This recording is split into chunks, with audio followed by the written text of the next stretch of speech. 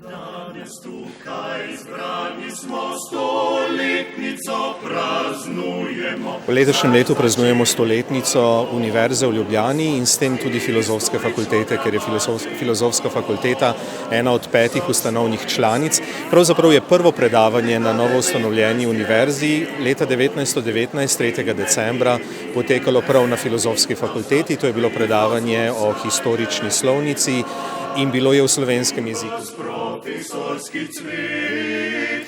Z današnjim dnem, ko pričakujemo novo dobo, novo življenje, ko ustvarjamo Slovensko univerzo, naj vas iskreno pozdravim kot prve slušatelje naše Alme Matris.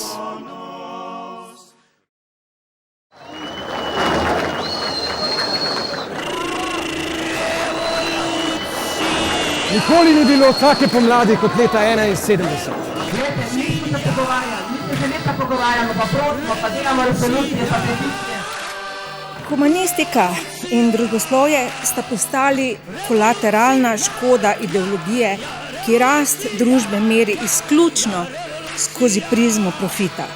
Če bo pragmatizem popolnoma zavladal na univerzi kot taki, se lahko danes bojimo, da se bo nekaj hudo slabega zgodilo z kritiko družbe kot take. Izobraževalna ustanova naj ne producira ubogljivih subjektov, ki bi se umestili v prazno mesto v izkoriščevalskem stroju kapitalizma. To, kar se nam kaže kot problem, je morda v marsičem privilegij. Le še politika mora slediti in prisluhniti idealom, v katere verjamemo, ko vsak dan vstopamo v stavbo na Aškerčevi. In morda bo svet na boljši poti.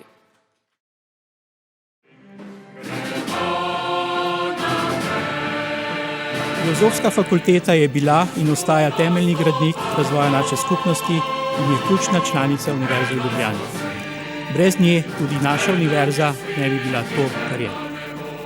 Kolikor je Filozofska fakulteta v zadnjih stoletjih pomagala razumeti čas in ga spreminjati, bo to poslanstvo za naš intelektualni, narodni in državni ter občečloveški razvoj v naslednjih stoletjih še bolj zahtevno, kompleksno in nenadomestljivo. Filozofska fakulteta je bila vedno center kritične misli in brez tega humanistike in družboslovja pravzaprav ni. Jaz mislim, da je naloga Filozofske fakultete in s tem humanistike in družboslovja v Sloveniji, da je slaba vest te družbe, da ves čas opozarja na najrazličnejše probleme, da opozarja na samoumevnosti, da opozarja na tiste trenutke, ko postanemo preveč samovšečni. Zaradi tega, ker brez kritičnega mišljenja ni napredka.